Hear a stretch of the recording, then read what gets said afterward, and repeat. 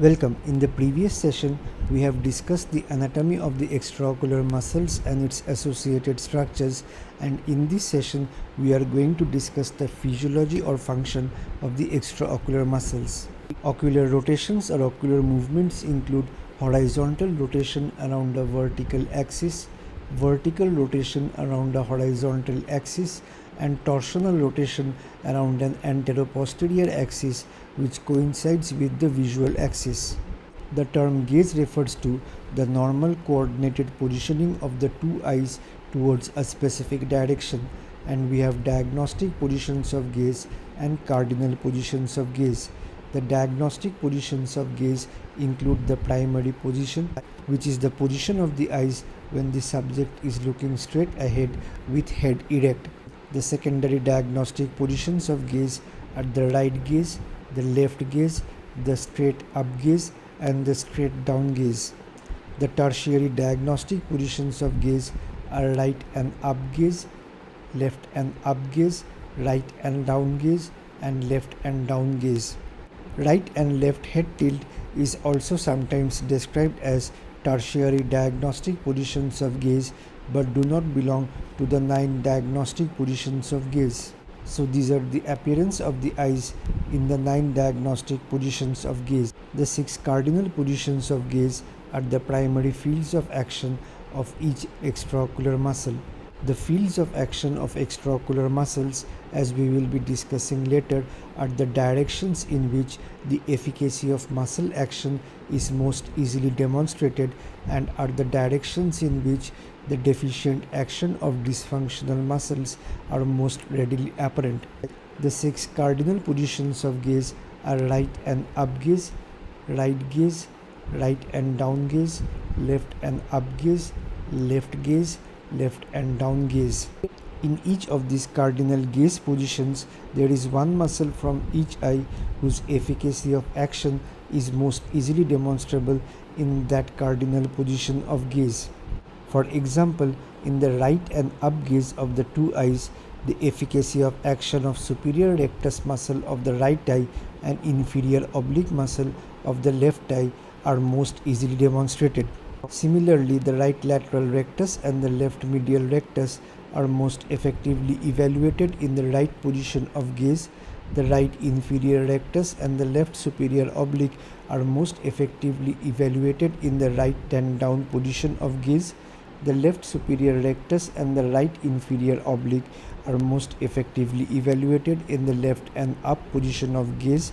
The left lateral rectus and the right medial rectus are most effectively evaluated in the left position of gaze, and the left inferior rectus and the right superior oblique is most effectively evaluated in the left and down position of gaze.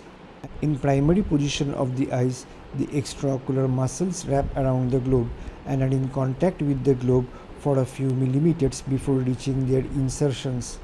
The length of the muscle in contact with the globe is called the arc of contact of that muscle, and it is maximum for the inferior oblique and minimum for the vertical rectus muscles.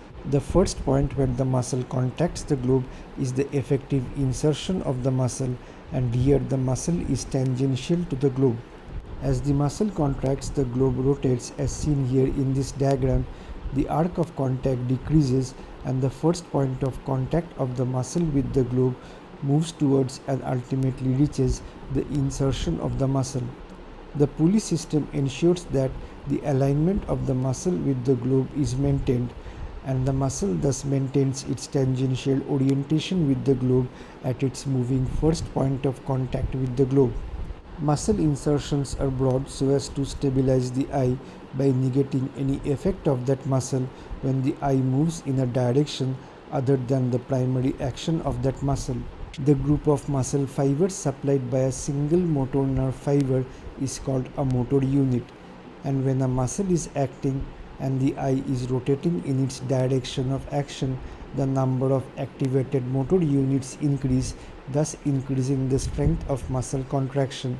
And when the eye is held in a particular position of gaze, the firing frequency of the activated motor units increase to reach a peak. For descriptive purposes, monocular eye rotations are called ductions. But monocular eye rotations are not physiologically possible because when one eye moves, the other eye also moves. Adduction, also called adduction, is the nasal rotation around vertical axis as shown here in this diagram for the right eye. Abduction or abduction is the temporal rotation around vertical axis. Elevation, also called supraduction or circumduction, is upward rotation around horizontal axis. Depression or infraduction or dorsumduction is the downward rotation around horizontal axis. Intorsion or encycloduction is the nasal rotation of the superior limbus around the visual axis, and extorsion or excycloduction is the temporal rotation of the superior limbus around the visual axis. So what we note here is that the ductions include the 4 secondary positions of gaze and the 2 torsions, but does not include the 4 tertiary positions of gaze, which are considered as combinations of ductions and not primary ductions. In the primary position of the eye, the primary action of medial rectus is adduction and the primary action of lateral rectus is abduction. Apart from these primary actions, the medial rectus and the lateral rectus do not have any secondary and tertiary actions, as we will find in case of vertical rectus muscles and the oblique muscles. Since the superior rectus muscle pulls the eye from behind and medially and is inserted anterior to the equator of the globe, and since bulk of the muscle is medial to the vertical axis and above the visual axis, the primary action of superior rectus muscle is supraduction or elevation. The secondary action of superior rectus muscle is intorsion, and the tertiary action of superior rectus muscle is adduction. The inferior rectus muscle also pulls the eye from behind and medially and is inserted anterior to the equator of the globe. And since bulk of the muscle is medial to the vertical axis and below the visual axis, so the primary action of inferior rectus muscle is infraduction or depression, the secondary action is extorsion, and the tertiary action is adduction. So the tertiary actions of both the superior rectus and the inferior rectus muscle is adduction. But the primary actions and the secondary actions of the superior rectus and the inferior rectus muscles are opposite to each other. Since the superior oblique muscle, because of the trochlea, pulls the eye from the front and medially and is inserted behind the equator of the globe, and since bulk of the muscle is medial to the vertical axis and above the visual axis, its primary action is intorsion, secondary action is infraduction, and tertiary action is abduction. Similarly, the inferior oblique also pulls the eye from the front and medially and is inserted behind the equator of the globe, and since bulk of the muscle is medial to the vertical axis and below the visual axis, its primary action is extorsion, secondary action is supraduction or elevation, and tertiary action is abduction. So when we compare the superior oblique and the inferior oblique muscles, the tertiary action of both these muscles is abduction, whereas the primary action and the secondary actions of these muscles are opposite to each other. Also, when we compare the oblique muscles with the rectus muscles, the tertiary actions of the oblique muscles and the rectus muscles are around the vertical axis, with the obliques being abductors and the rectus muscles being adductors. But whereas the primary action of the oblique muscles is around the visual axis, the primary action of the rectus muscles is around the horizontal axis. And similarly, whereas the secondary action of the oblique muscles is around the horizontal axis, the secondary action of rectus muscles is around the visual axis. Also, both the superior rectus muscle and the superior oblique muscle pull the eye from the medial side and are situated above the visual axis. Both are intorters of the globe. Also, both the inferior rectus and the inferior oblique muscles pull the eye from the medial side and are situated below the visual axis, and so are both extorters of the eye. And the primary, secondary and tertiary actions of the oblique muscles and the rectus muscles are very important to remember. The seventh extraocular muscle, the levator palpebris superioris, elevates the eyelid and does not have a primary action on the globe. And we have discussed its anatomy and functions in detail in the session on anatomy of the eyelid. Now we have certain terms to understand, and all of these terms refer to monocular ductions in one eye. Agonist is the primary muscle rotating the eye in a given direction. For example, the superior rectus muscle, whose primary action is supraduction, is the agonist for supraduction. Synergist is the muscle in the same eye as the agonist, which also rotates the eye in the same direction as the agonist. For example, the inferior oblique muscle, whose secondary action is supraduction, is the synergist of the agonist superior rectus during supraduction. And antagonist is the muscle in the same eye as the agonist, which rotates the eye in the opposite direction as the agonist. For example, the inferior rectus muscle, whose primary action is infraduction, is the antagonist of the agonist superior rectus during supraduction. Sherrington's law of reciprocal innervation also refers to monocular ductions in one eye, and the Sherrington's law states that during ocular rotation in a given direction, increased innervation of the agonist is accompanied by a decreased innervation of the antagonist. One exception of Sherrington's law is Duane's retraction syndrome, which we will be discussing in more detail later, where both the lateral and the medial rectus muscles, which are antagonist to each other, co-contract during attempted adduction. One way to remember Sherrington's law is S for Sherrington and S for same eye. Fields of action are the cardinal positions of gaze which we have discussed, where the action of a muscle or the lack of it is most easily demonstrated.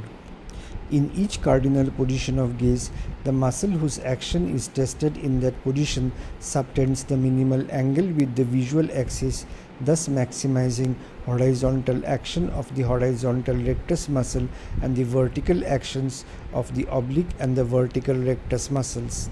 Field of action and direction of movement caused by a muscle in the primary position are not always the same. For the medial and the lateral rectus muscle, field of action and direction of movement in the primary position are the same. For the medial rectus muscle, it is adduction, and for the lateral rectus muscle, it is abduction. But the field of action and the direction of movement caused by a muscle in the primary position of the eye is different for the oblique muscles and the vertical rectus muscles.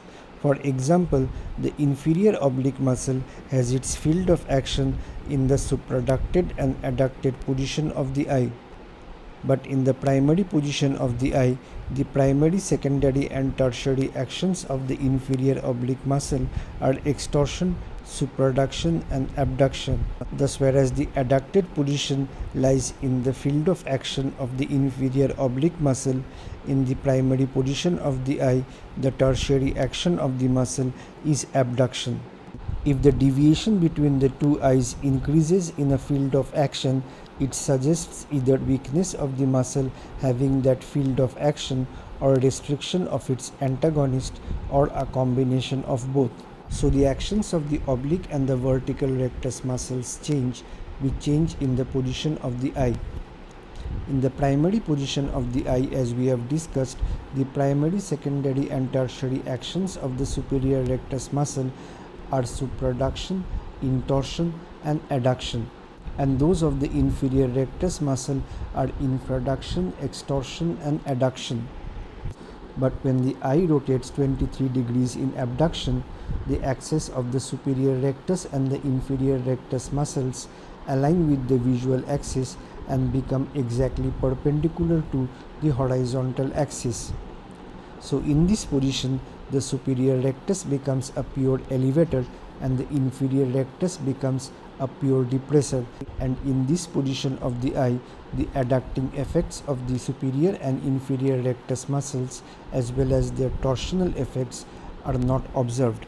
In contrast, at 67 degrees adduction, which is not physiologically possible, the axis of the superior rectus and the inferior rectus muscles will align with the horizontal axis of the eye and will become perpendicular to the visual axis of the eye. So in this hypothetical position of the eye, the superior rectus would have been a pure intortor and the inferior rectus would have become a pure extortor, and their vertical actions would have been nullified. But since this is not physiologically possible, the vertical rectus muscle retain their elevating and depressing actions in maximal adduction position, which is less than 67 degrees. Similarly, as we have seen in the primary position of the eye, the primary, secondary and tertiary actions of the superior oblique muscle are intorsion, infraduction and abduction, and those of the inferior oblique muscle are extorsion, supraduction and abduction. When the eye abducts to 39 degrees of abduction, as shown here in this diagram, the axis of the superior oblique and the inferior oblique muscles align with the horizontal axis of the eye and become vertical with the visual axis of the eye. Then the superior oblique becomes a pure intortor and the inferior oblique becomes a pure extortor of the eye. In contrast, at 51 degrees adduction of the eye, which is not physiologically possible, the axis of the oblique muscles align with the visual axis of the eye and become perpendicular to the horizontal axis of the eye.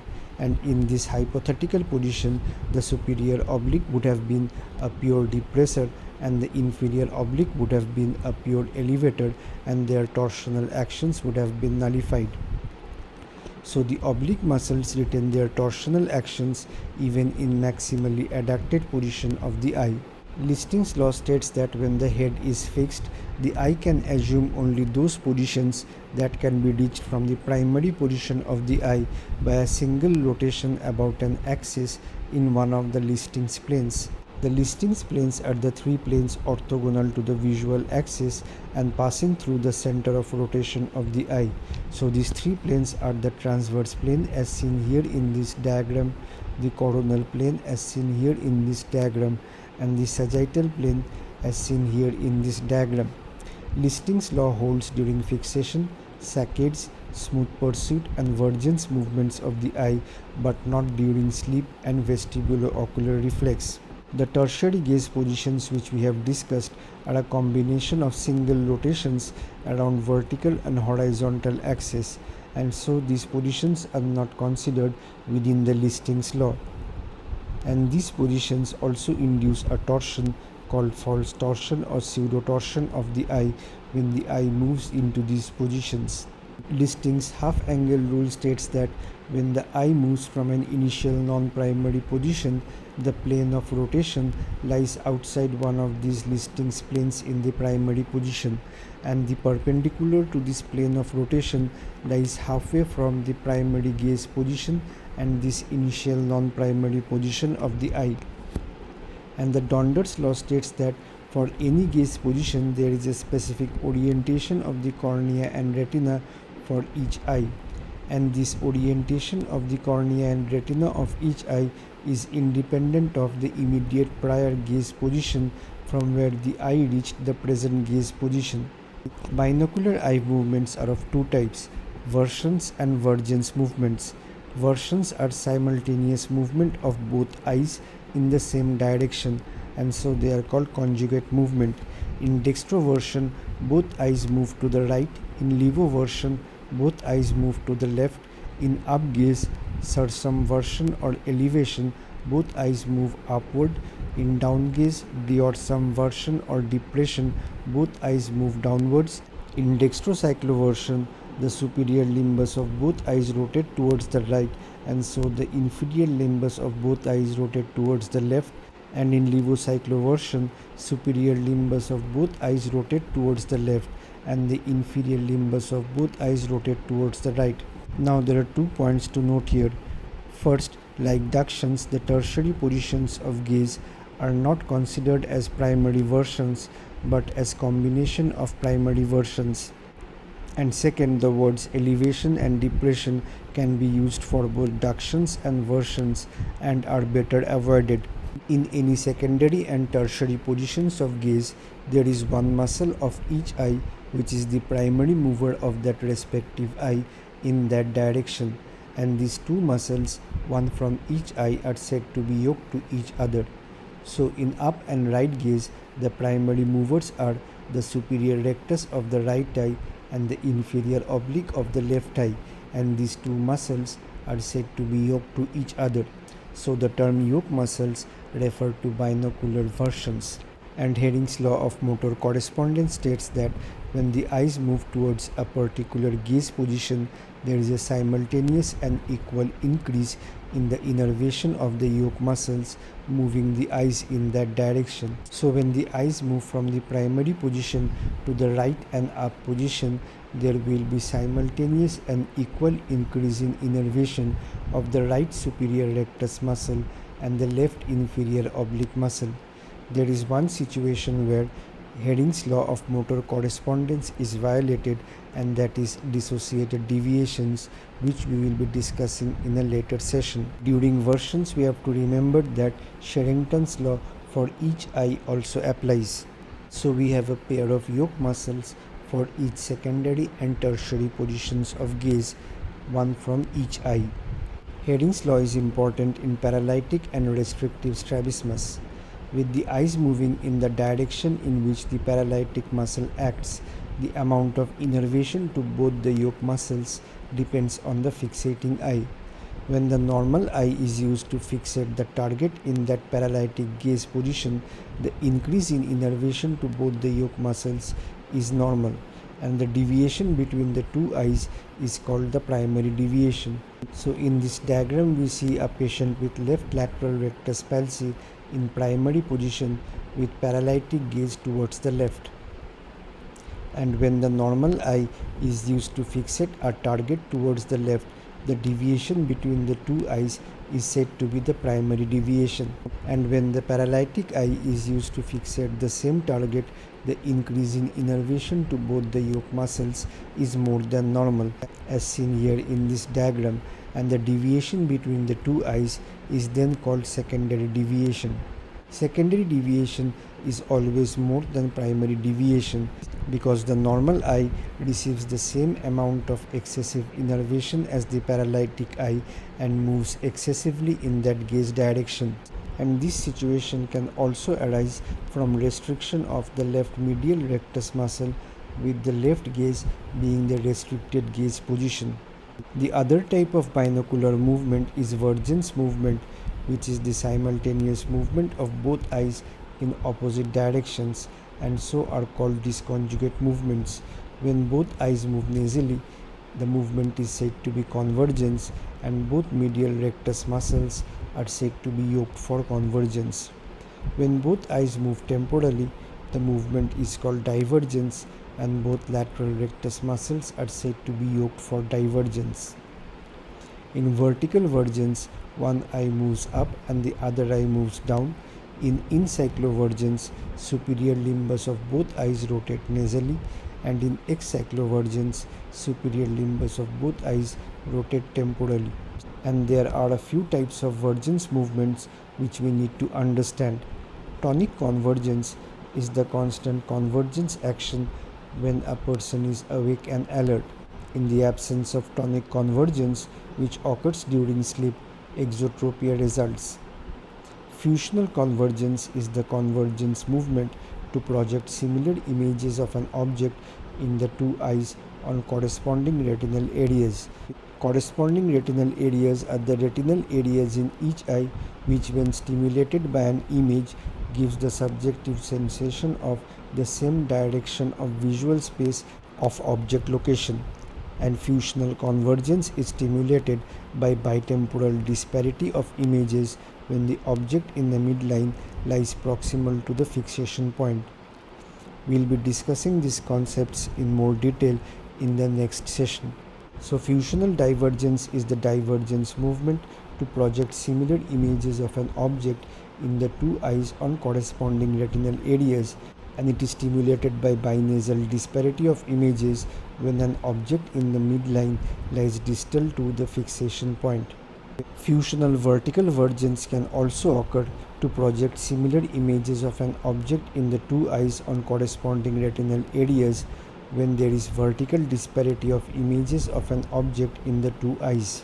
Fusional cyclovergence can also occur to project similar images of an object in the two eyes on corresponding retinal areas, and it is stimulated by torsional disparity of images of an object in the two eyes. Proximal convergence is convergence movement induced by psychological appreciation of an object being closer to the eye than it really is, and this is usually stimulated when we see magnified image of an object through a binocular microscope. Accommodative convergence is the convergence stimulated by accommodation as part of the near reflex, and a high accommodative convergence by accommodation ratio results in esotropia more at near, and a low accommodative convergence by accommodation ratio results in exotropia more at near or esotropia less at near. And we will be discussing accommodative convergence in more detail when we discuss accommodative esotropia. Voluntary convergence occurs by conscious application of the near reflex, but the previous vergence movements which we have described are all involuntary. Supranuclear control of eye movements we have discussed in sessions 13 and 14 of neuro-ophthalmology. To summarize the salient points, there are 6 cardinal positions of gaze, in each of which there is one muscle of each eye whose function is most well demonstrated. There are 9 diagnostic positions of gaze, 1 primary, 4 secondary and 4 tertiary. Monocular movements are called ductions, binocular conjugate movements are called vergence, and binocular disjugate movements are called vergence movements.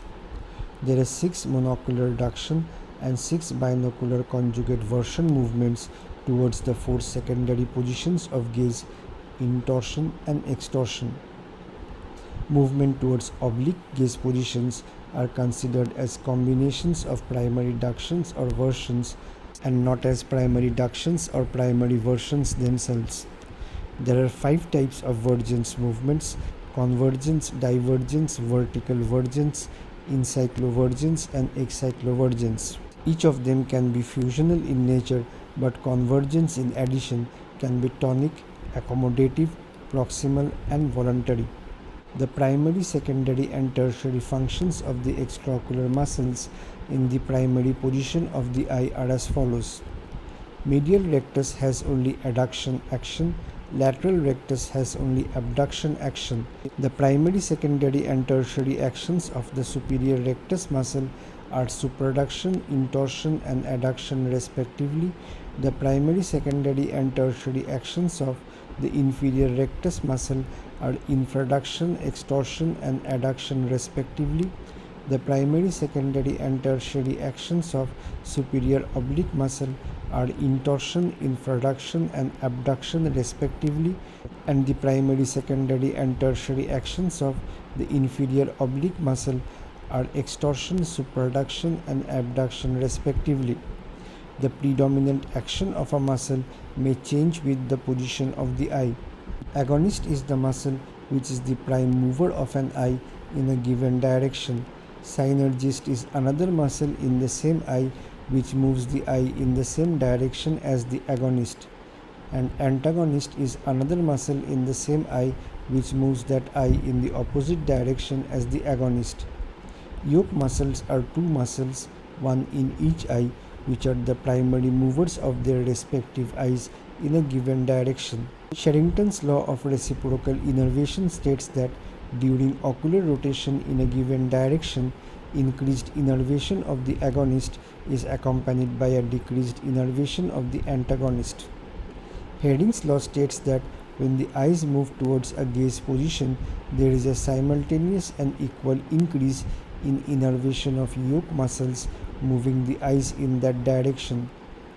In paralytic or restrictive strabismus, secondary deviation with the paretic or the restricted eye fixing in the direction of paresis or restriction is more than the primary deviation with the normal eye fixing in the direction of paresis or restriction.